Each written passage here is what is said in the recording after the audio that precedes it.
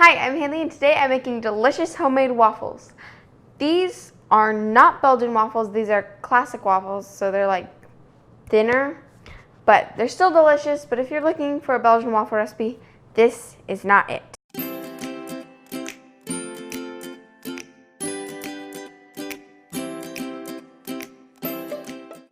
So let's get started. So to start, I'm going to combine all of my dry ingredients. I've got 2 cups of flour, and make sure that when you measure out your flour, you spoon it into the measuring cup and you level off so that you don't pack in too much flour. I'm gonna pour that in a big bowl. And I also have a 1/4 cup of sugar and 2 teaspoons of baking powder. And I'm not using salt because I'm using salted butter, but if you wanna use unsalted butter instead of salted butter, then just add a 1/4 teaspoon of salt to your dry ingredients. And once your dry ingredients are all mixed together really nicely, then in a separate bowl, I'm going to combine my wet ingredients. One of the reasons why I mix the dry ingredients first is because it leaves no trace on the whisk, and so then I can just use the same whisk to mix my wet ingredients. So that's less dishes for me to do. So I've got 2 cups of milk. Okay, there we go. And 4 eggs. And I'm going to beat that together as best as I can. I mean, I'm doing it by hand. Yeah. Great. I think it's really funny how I whisk, because okay, well, I don't know if you're supposed to whisk like this or like this, but this does not seem right, and I can't do it like this because then that hurts my hand. But my arm is like up in the air, so it's kind of weird. So I just stir it around.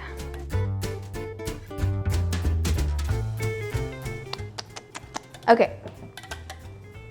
It should all become uniformly one color, like a cream color.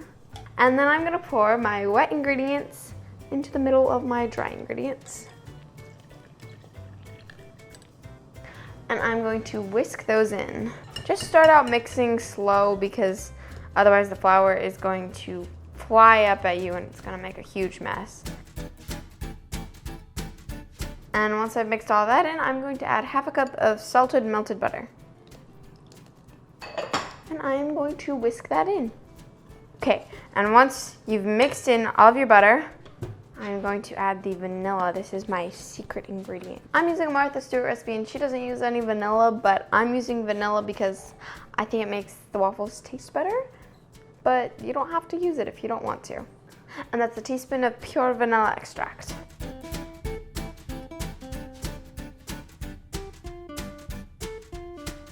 And once you finished mixing in your vanilla, that's it, and you're all done with the batter. And now it's time to start heating up the pan. Iron, it's an iron. It's time to start heating up the iron. Okay, so I've got my waffle iron heating up, and now I'm going to butter the whole thing. You want lots of butter. Butter is so good. It's gonna make these waffles great. And now I have a ladle. I think it's about 1/2 cup. And be careful. I'm like afraid it's all gonna drip out. And now I'm gonna pour it on. See, is that enough? No, I think so. I think it's gonna take about 1/2 cup of batter per waffle. Of course, that's depending on how big your waffle iron is, but for me, it's about 1/2 cup. And now we just wait on that. I like my waffles extra crispy, so I'm gonna leave it in there extra long, but do whatever you want. I can't really give specific instructions here because it depends on what kind of waffle iron you're using. I'm putting mine on 5, and then I'm gonna check it and see if it's crispy enough because I like mine extra crispy. But yeah, just start with a number and then you can change it as you go and see how it works out. This waffle is like making more noise than it ever has when I make waffles. It's scaring me. Waffles are not something I like to make a lot because it takes like 5 minutes for every single waffle, and So I just end up standing over the waffle iron for hours.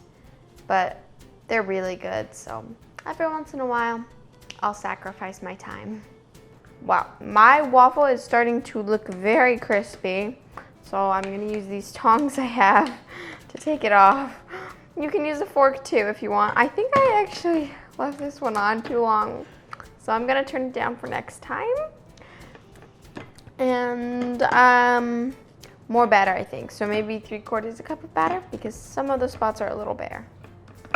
So, sorry, I had to go get the butter back out of my fridge. I am going to butter my waffle iron once again. Make sure you butter it every single time. And then I'm gonna take some batter, and probably more than I used last time, just to make sure that it's very full. Closing it up. We're gonna see how this one turns out. Hopefully better than this one. Poor waffle. This first waffle is kind of almost burnt. So oops. So I'm just gonna keep making waffles until I run out of batter. I am not done making my waffles, but I am definitely ready to try these. All right. They're already very buttery because I buttered it right after I took it off, so I'm just gonna try it.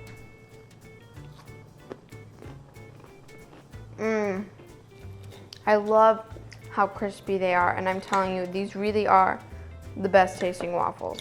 They're not like super overly sweet, but it's a good breakfast, you know?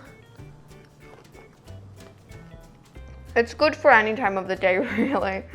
It's crispy on the outside and soft on the inside, and it's just so buttery, and it tastes so amazing. These are the perfect waffles.